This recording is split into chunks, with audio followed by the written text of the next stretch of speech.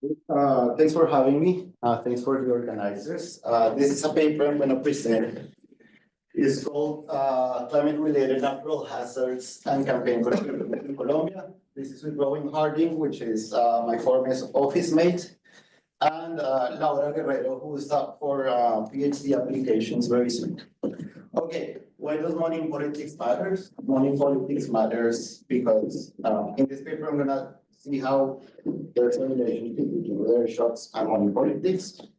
And money politics matter because we often elect politicians. We hope those politicians to be responsive to general interest, but sometimes they have private interests in their pocket in terms of campaign donations. And campaign donations is something that is pervasive across democracies in the world. Over 179 democracies across the world allow money into their political system. So we hopefully elect these politicians to represent general interest. However, they might be representing more narrow interests. So what are the consequences of campaign contributions that we've seen previously in the literature and in this context?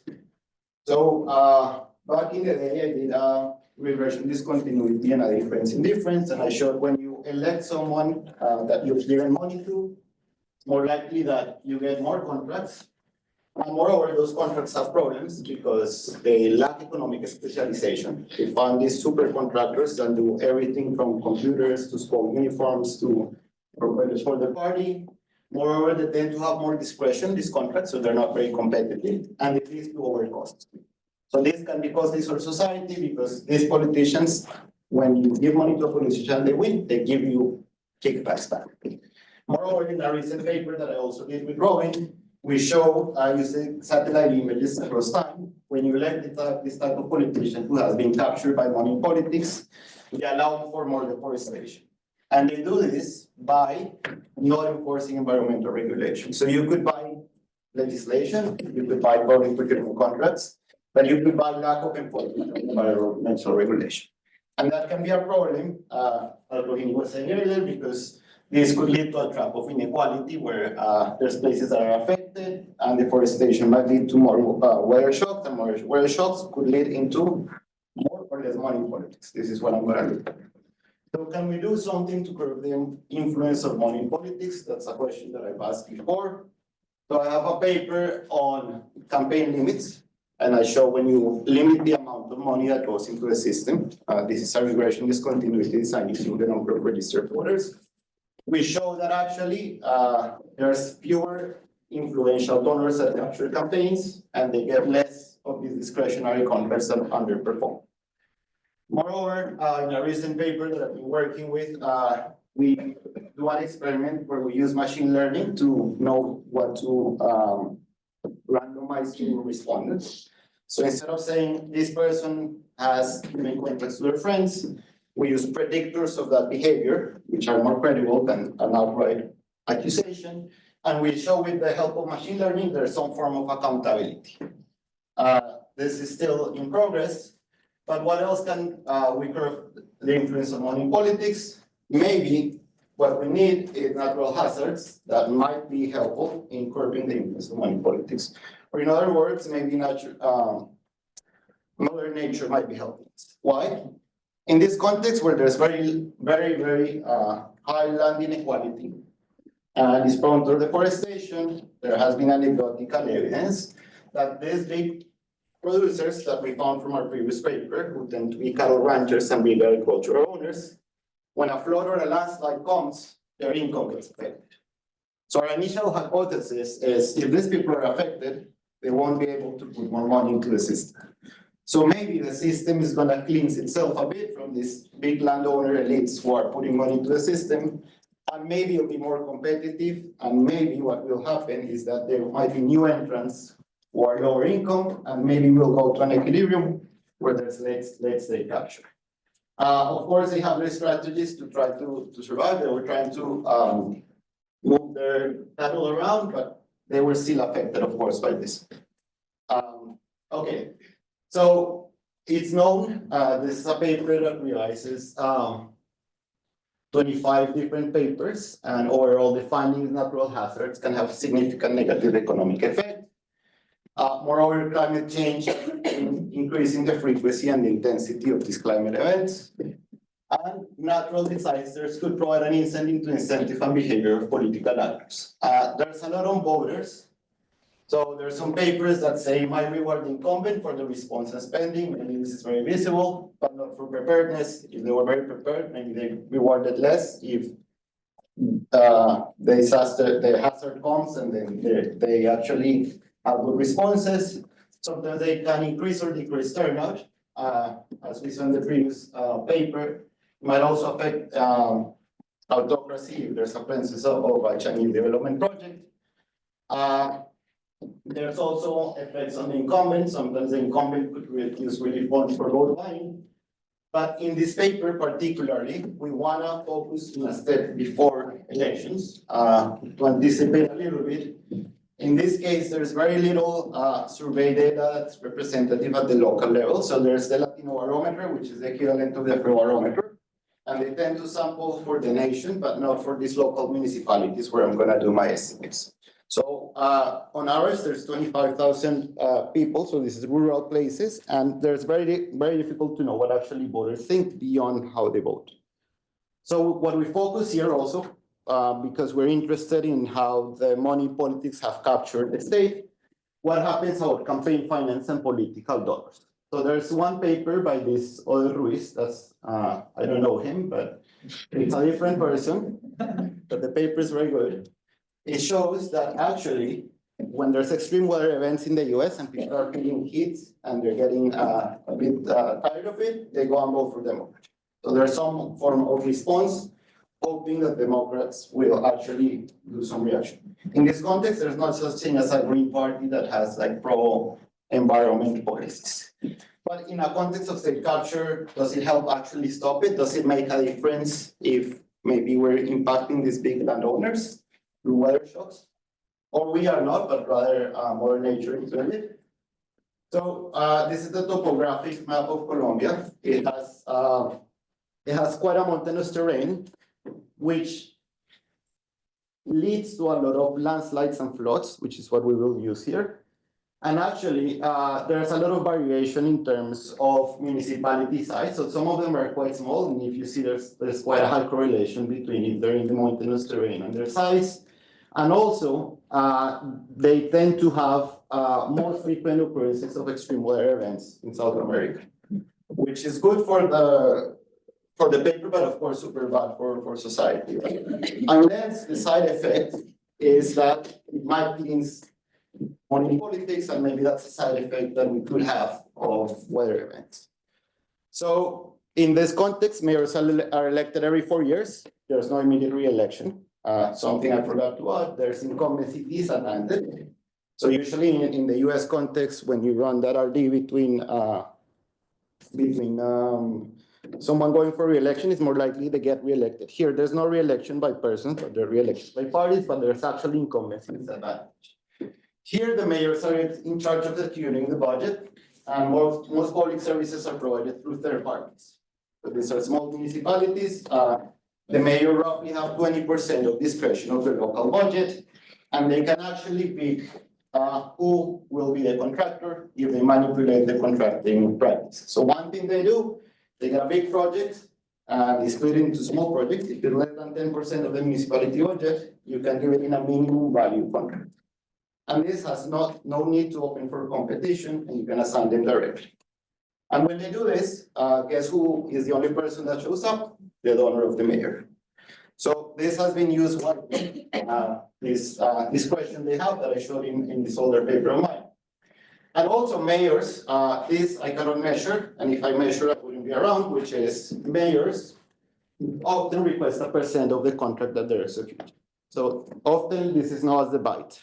And sometimes there's motivations to run for office because these mayors informally can ask a percentage of what they're gonna execute. All right. So here in this particular setting, donors are local donors or self-funding family members. So, sorry, can I ask a question before you go into the lyrics, just on the mechanism? So you're saying that if there is a shock, a lot of potential, let's call them bribers, they lose their money, which decreases the amount of available bribery, but there's supply and demand effect sort of bribery, right? So some bribers lose their money, others don't. Presumably the cost of a bribe might actually decrease, and you just have sort of a reallocation of bribery power from the very big ones to maybe the smaller ones. And if that's the way we think about it, it's not clear that, I mean, it could be good, it could be bad, it's just not. Yeah, I guess that, okay, so I'm going ahead a little bit, but the mechanism that we have in mind, I mean, in the results, is some of these agricultural person end up going into the system to become mayors themselves, to ask for a budget. They had a negative economic shock. So we don't find any effects on like bribers, but let's say we're democratic, we say they're campaign donor. If I call them bribers, I don't know if they'll be very happy, and I will be around here, but let me get back to that towards the end, but it has nothing to do with donors, it's particularly about becoming the mayor. Okay, so they rely heavily on their candidates' income and private donations. So here there's a state funding system, nobody uses it, the party system doesn't get money. So the mayors depend mostly their own pocket and their family members, and they depend on donations, private donations. So 95% of the campaign depends on you and whatever, let's call them now bribers, according to Adam's new terminology. So that's what you depend on them. So usually those donors give contributions that are larger than the municipality average monthly wage. It's around 4 times the monthly minimum wage. So these are people who have a lot of money. Compared to the US system, again, this is very local elections. This is 98% of donors only contribute in one municipality, and they contribute to one candidate.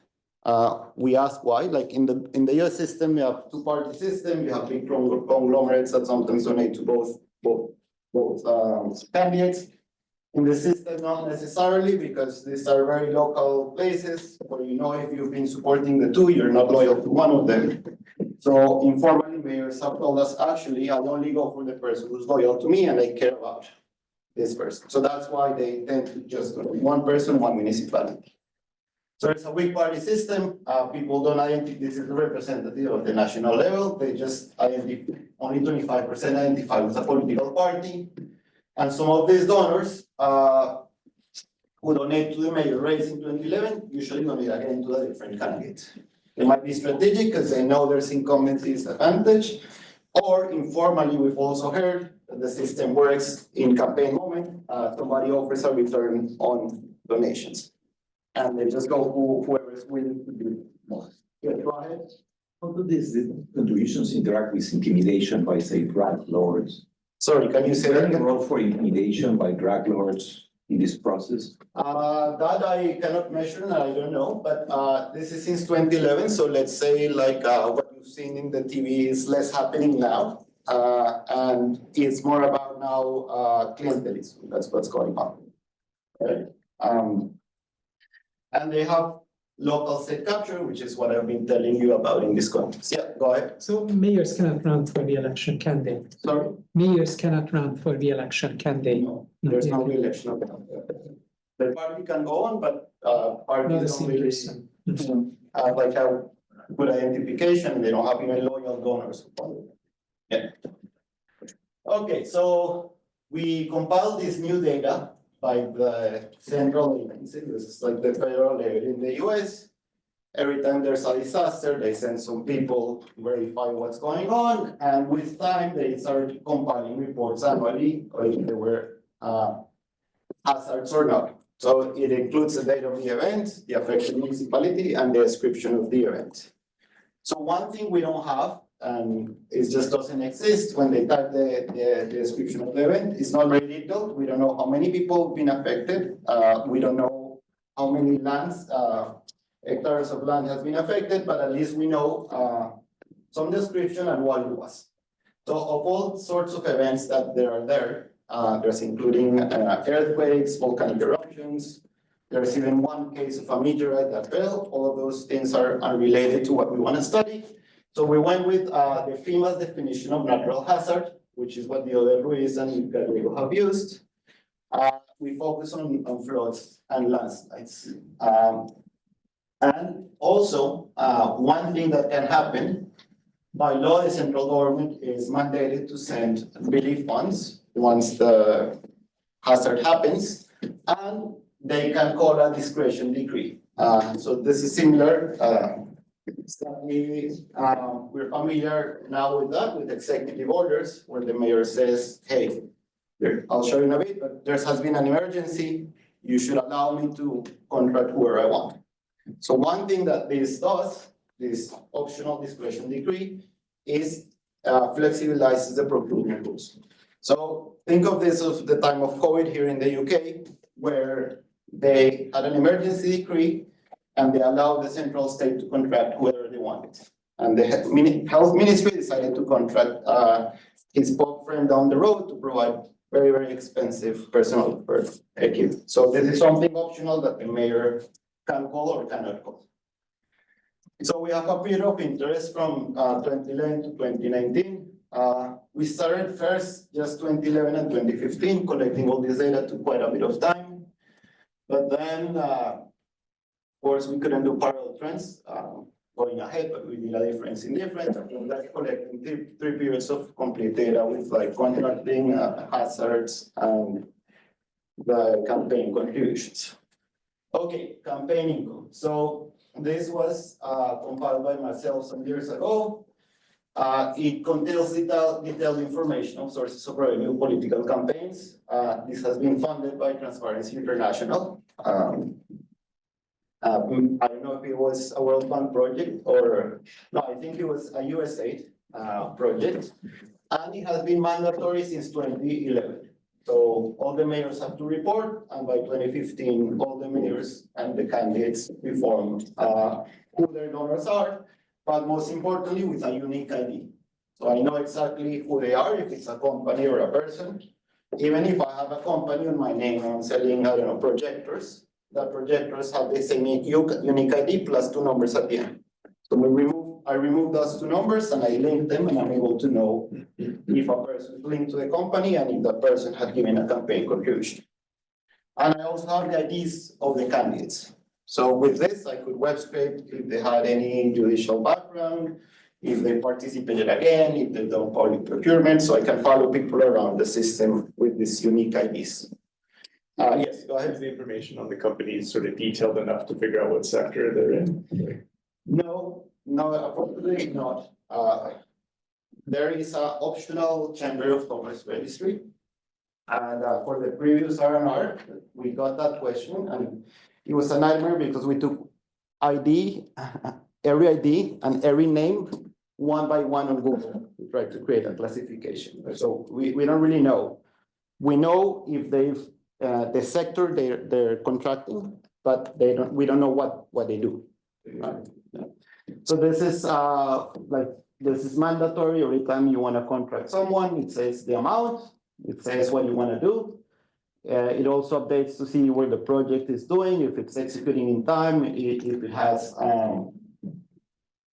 run over cost or time, and this unique ID that I'm able to link to know who this project is. And I know also the ones that are hired by the municipality or by the central government or by any other decentralized entity.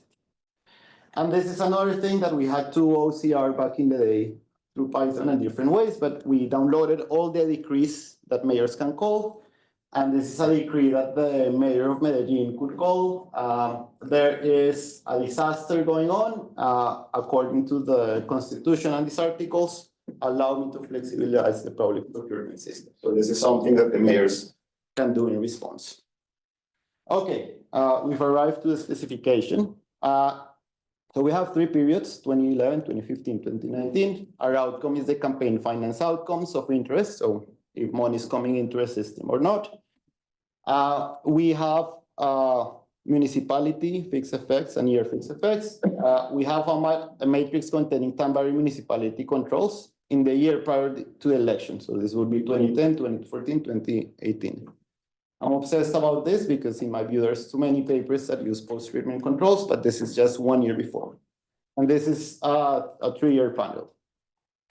And our treatment is if they had an indicator where the municipality experienced any flood or landslide between 2011 and 2015. So this is our post period, and we have if they experience landslide or floods.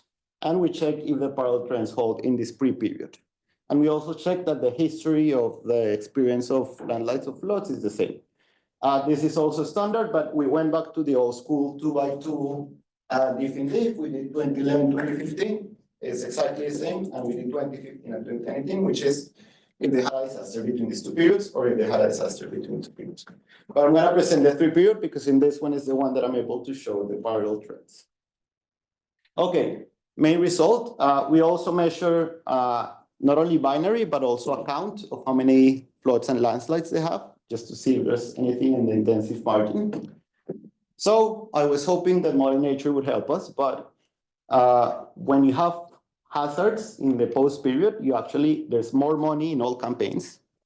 This is in logs because it's skewed to the right. If we decompose where's the money coming from, it's actually candidates' income. And it's not the bribers that Adam was saying, right?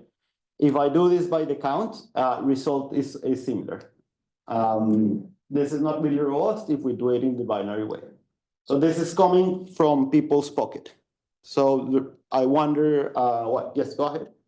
Yeah, two things. One is whether you have any measure of the intensity of the disaster rather than the amount of disasters. Do you see, like, I could experience a flood that's really damaging my area versus just, it's a flood, it's damaging, but it's not quite as big. The other is how much of this seems to be driven by, I need someone to do something. Both sides are making promises, and so you're getting this donations to both sides. So we don't find any effect on donations. So it's candidates personally coming into the system. This is the political candidates who stand to be elected? Yeah, so this is people who run for office. The amount of money they put from their pocket, because there were two main sources of income, the bribers and the pocket, and it comes from their pocket. And I'll explain a little bit why the mechanism is. But yeah, as I was explaining the data section, unfortunately, we don't know. I was looking last night, of course I couldn't do it by today, but there is some satellite images that try to measure floods across times. So we could try to overlap the shapefile of the municipalities with the flood to try to get a sense of how big it is. But unfortunately, we don't know. But my sense is that it is a flood because we're finding strategic responses to it. Yes. And that. Sorry? And that should have data. Yes. Maybe you can tell me a bit, Yeah. but yeah, absolutely. Okay. This is the parallel trend. So before we don't find any effect, we find any effect only after. This is the private donors who are not significant and it's not robust at the 5% level. So I will read too much into this, but it only happens after. Okay, mechanisms, why? So one thing that could be going on is, well, there's more government transfers and maybe these elites who have been capturing the state are gonna use these additional resources that is a response to capture the state more. So maybe that's what's going on, right? Because we try to help these places, we send transfers, but maybe it was the other way around. Or there could be economic incentives because there might be more transfers to a municipality. And on top of that, if the mayor declares a state of emergency and flexibilizes the procurement rules, that might incentivize people to run for office and maybe get the right? And maybe it is a case of good intentions into bad outcomes in the sense that we flexibilize the procurement system to try to deal with the disaster, but they could be used to actually hire more of your friends. So maybe these generate incentives for local elites to run for office themselves and get the bite. All right, so with the transfers, I'm able to do this in an annual panel. So this is the moment of the event. And this is just to show that the law is complied. They get transfers after the disaster happens. These are capital transfers that can reinvest, or this is transfers that there's some form of discretion where the mayor can get. Transfers are indeed going up after the disaster happens. So this could be a signal for people to want to invest into the system. We thought maybe these transfers are captured and then people become candidates. So you get a contract from these transfers and then you put them in the system, right? So we compared previous contractors with non-previous contractors, and actually, to our surprise, is people who are not part of the system. So it doesn't seem to be the case that they're capturing, because if they were capturing, these people would have gotten a contract and they would have put some money here out of their pocket. But it's actually people who had not really received any public procurement contract. So at least we think it's not through the economic capacity necessarily, but it might go through the incentives mechanism. So here we looked to see if there were a difference between people who were already in the system or new people coming in. And turns out that the new people coming in, the campaign total income is higher. They put money out of their pocket, and actually a number of new candidates start coming in. So these incentives seem quite powerful, because then there's people, landed elites, who were doing a different activity, agriculture, cattle ranching. They see all these resources available and discretion. Maybe they want to start running for office and putting money out of their pockets, partly because they can ask for a bite of what they're going to contract in the future. So this time we do the regression instead of hazards with the decree. Yes, go ahead. It seems like there's a lot of interpretations consistent with that, right? I mean, it could be that they've got a bunch of Trump types coming in to seek grants. Could be that a bunch of very pro-social types want to rebuild their communities. Yes, yes. I like that interpretation. What we did is, since we have the IDs, it took a while, but we merged it with the conditional cash transfer general survey to see if this was rich people, or maybe it's like more people that represent the community they want to run. Rich people can be pro-social. Or they could be pro-social also. We also have the background of these people in terms of if they've been indicted before. So could be. I like your positive interpretation of this. I'm just presenting it as the extreme opposite. Yeah. So in a bit I'll tell you like why I don't think it's the case. Because yeah, we thought about this, and let me show you why I think it's not the case, but maybe it's not a smoking gun what I'm going to show you. But yeah, no, fair enough. We looked at now we run this diff in diff with the effect of calling the decree directly. So not the hazard, but the hazard in the decree. So you allow for flexibilization of the public procurement rules. And actually, the effect is somewhat larger in the number of candidates, and it's somewhat stable. But it seems to be the case that they're reacting to flexibilization of public procurement rules. So it goes in line that there's an incentive now to come and capture this stage. One thing that we thought is, okay, maybe this is more prevalent in places that there's more inequality. These places that I was telling you at the beginning, where big cattle ranchers, big agricultural producers. If it's true, where there might be more inequality, the effect might be more salient. So this is trying to get at what you're saying, Michael. And it's not too much data, but we got it with the census of 2005. We have a Gini coefficient over here. So we do the triple interaction, and actually, it is bigger in places that there's more inequality. So my sense is that this is coming from, I think, richer people, maybe to save the place, but the richer people. And then we tied it up with the conditional cash transfer registry to see if these people were surveyed in this conditional cash transfers registry, to see if these are people who tend to be poorer or actually people are rich. So when we did this took quite a while because we had quite a big sample of everybody, but luckily there's unique IDs, so it was not too much of a nightmare. But actually, after the hazard, overall the candidates are less likely to be in that registry, so that means they're richer, and it's mostly driven by the new ones. So the new ones are the ones that are actually richer. So it gives me a sense that it is where it's inequality, and it is where there's richer people. And from the previous research, I would say these people tend to benefit themselves. Concluding remarks. So municipalities hit by climate-related emergencies. actually found an uptick of campaign income for the mayoral candidates. So our initial hypothesis was the other way around. Maybe it'll affect these landed elites and they'll stop capturing the system, but might be actually the opposite. So it's mostly themselves, the candidates and immediate relatives. So it's not private donors, as Adam was saying. And these government transfers could be incentivizing contributions and running for your elections. And moreover, these discretion powers could play a role. So we cannot do much about natural disasters in the short run, but at least how we manipulate the public procurement system might matter, because if you allow for too much discretion, this might bring the wrong types into the system, right? So maybe that's what's driving attracting more money into politics. And the effect is more persistent in places with higher inequality, and new candidates seem to be richer. Yes. The regression you want to run, I think it'd be like controlling for the intensity of the hazard, where these discretion powers analysis, that's the thing that's driving the political selections. Yes. We would have to have a measure of intensity of the hazard. Okay, but I mean, even just controlling for presence of hazards and numbers of hazards, they always announce a discretion in every case. Yes, it's a bit of a strange one, because you can only call the decree if you had a hazard.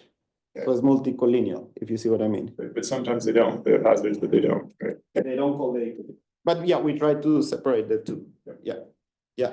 Very related to the question, could emergency decree be sort of proxying for how bad the hazard is, in a sense that if it's a small hazard, you don't do an emergency decree, and if it is a large hazard, you do. And in that case, it could be all driven by how big the Yes. hazard is rather than not. That could be like Michael's positive interpretation of reality, which I like.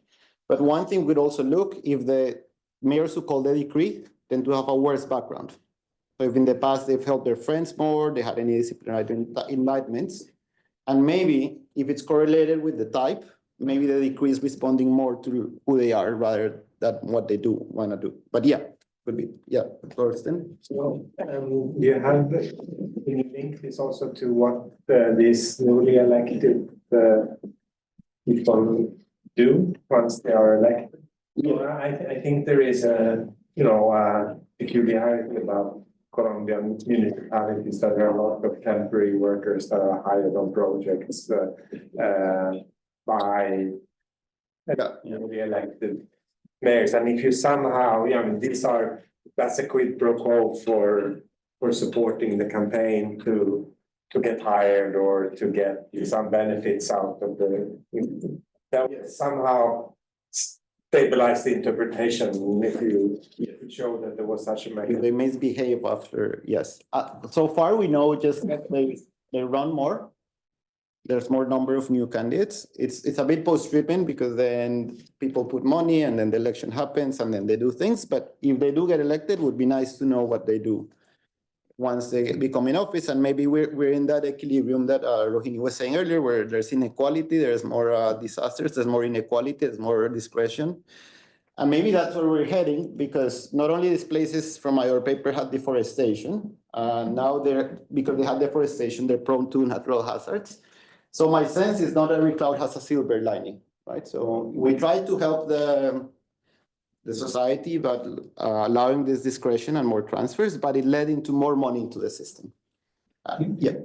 So in that first column of the results, Yes. the relatives in that total income.